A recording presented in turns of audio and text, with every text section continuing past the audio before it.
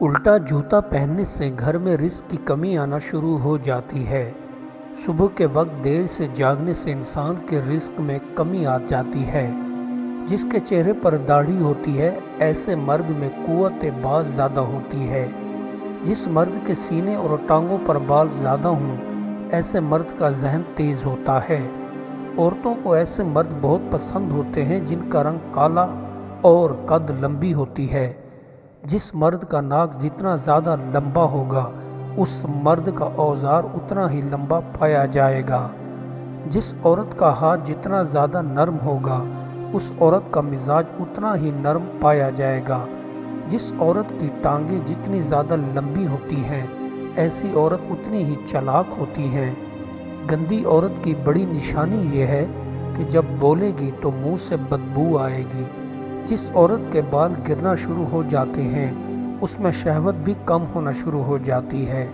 جس عورت کی قد جتنی زیادہ چھوٹی ہوگی اتنی ہی اس میں شہوت زیادہ پائی جائے گی۔ جس عورت کی چھاتی جتنی زیادہ بڑی ہوتی ہے اس عورت میں اتنی زیادہ گرمی ہوتی ہے۔ بیوی کے پاس جانے سے قبل سبز چائے پی لینے سے بیوی ہمیشہ راضی اور مطمئن رہتی ہے۔ بیوی کے بالوں کو باندھ کر جمع کرنے سے بیوی کی عمر میں کمی آنا شروع ہو جاتی ہے۔ بیوی کو جوان رکھنا چاہتے ہو تو اس کے ساتھ جمع زیادہ لمبے وقت تک کیا کرو۔ جو مرد جلد فارغ ہو جاتا ہے ایسے مرد اپنی بیوی کی عمر میں بہت کمی کر دیتے ہیں۔ جس عورت کا شوہر جلدی فارغ ہو جاتا ہے ایسی عورت بہت جلدی بوڑھی ہو جاتی ہے۔ جرابیں پہن کر بیوی کے ساتھ جمع کرنے سے مرد کی یادداشت کم ہو جاتی ہے۔ کھڑے ہو کر جمع کرنے سے میاں بیوی دونوں کو دمہ کی بیماری لگ سکتی ہے۔ جاپانی پھل کھانے سے انسان کی قوت باق کی ٹائمنگ میں اضافہ ہو جاتا ہے۔ جو انسان روز زیادہ سے زیادہ کھجور کھاتا ہے ایسا انسان کبھی بھی بوڑھا نہیں ہوتا ہے۔ جس کے معدے میں جلن رہتی ہے ایسے انسان کو املی کا شربت پی لینا چاہیے۔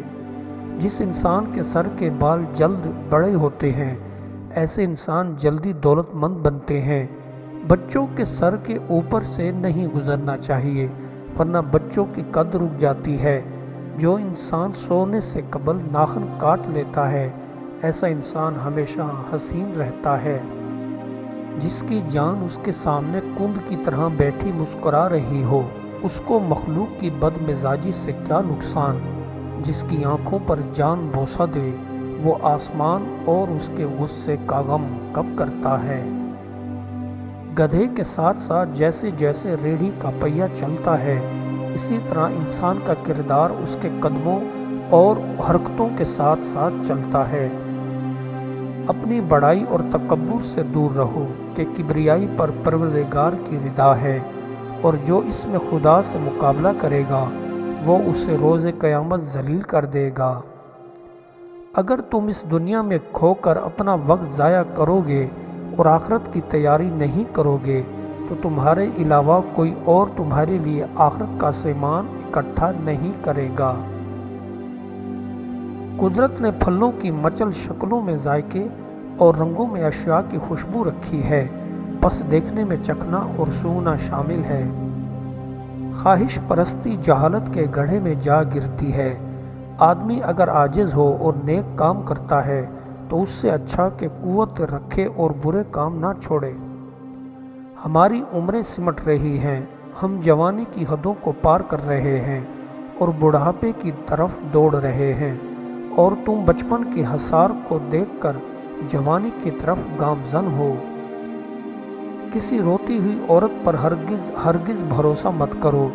روتی ہوئی عورت مگرمچھ کے آنسو کے مترادف ہوتی ہے۔ عورت کے آنسو کے پیچھے اس کی خواہشات نے پناہ لی ہوئی ہوتی ہے۔ ایک انسان کے لیے سب سے اہم چیز نیک کام کرنا اور تعلیم حاصل کرتے رہنا ہے۔ جو انسان نیک دل ہوتے ہیں وہ دشمنوں کو بھی کھانا کھلاتے ہیں۔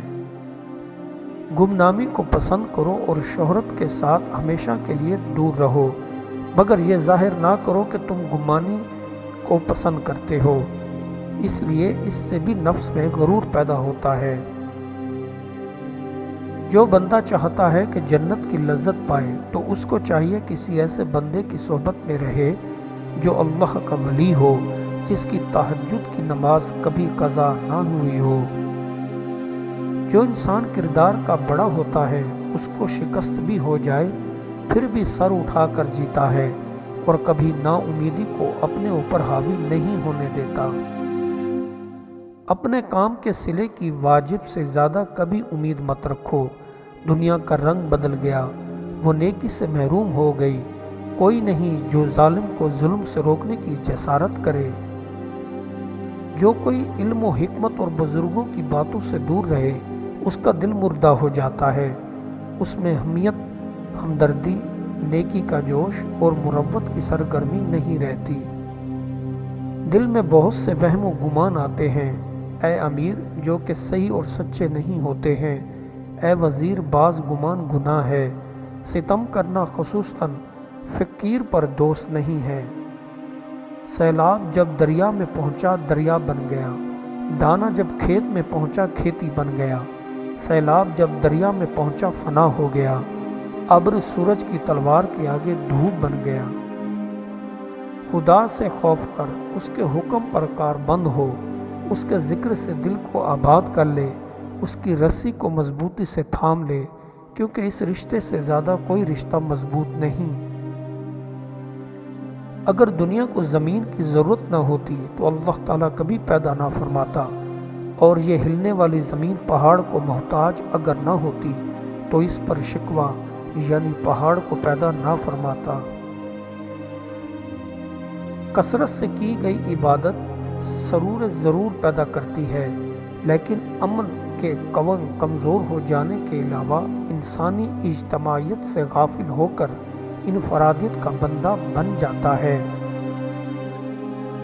ایمان صرف اس وقت خطرے میں ہوتا ہے جب عقل قید کر دی جاتی ہے اور دماغ پر مہر لگا دی جاتی ہے۔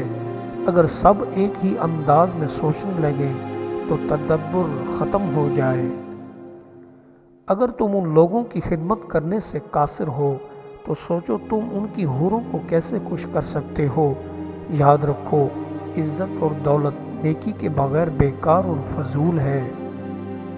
گزرے ہوئے واقعات کو یاد کرنا اور فکر کرنا دراصل خدا سے حجاب ہے۔ تو دونوں کو جلا دے، ماضی اور مستقبل کے واقعات پر نہیں، ان کے پیدا کرنے والے پر نظر رکھ۔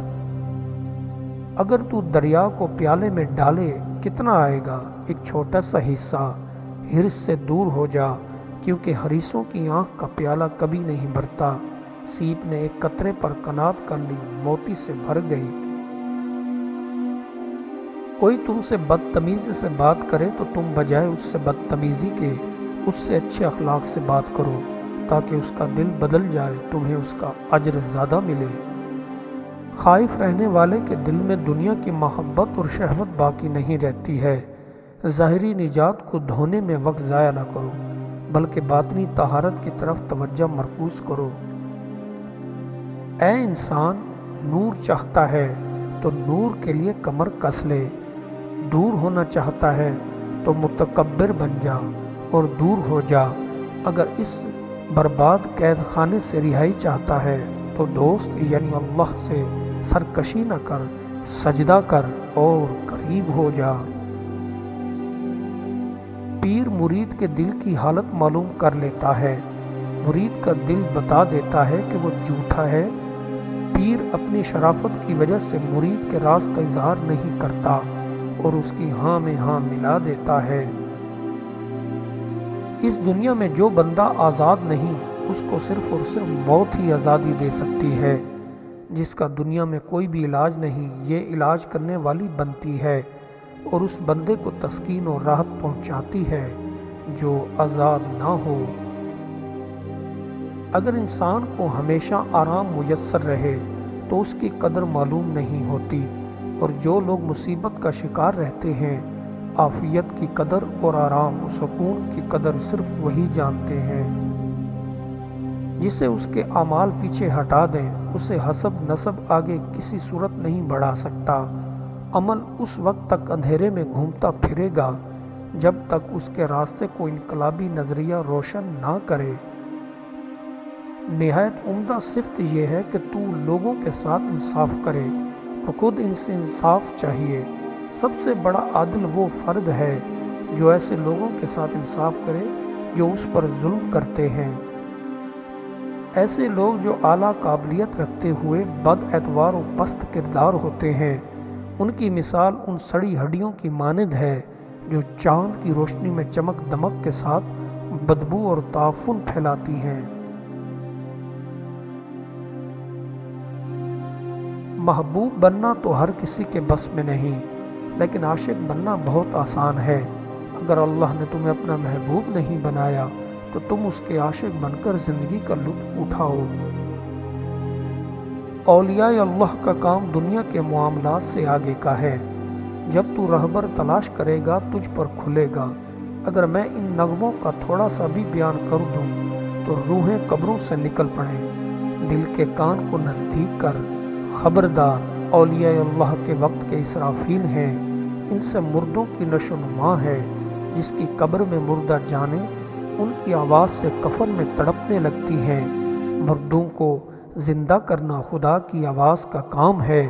جب روحوں کو زندگی مل جاتی ہے تو وہ اولیاء کے نغموں کی آواز کو خدا کی آواز سمجھتے ہیں۔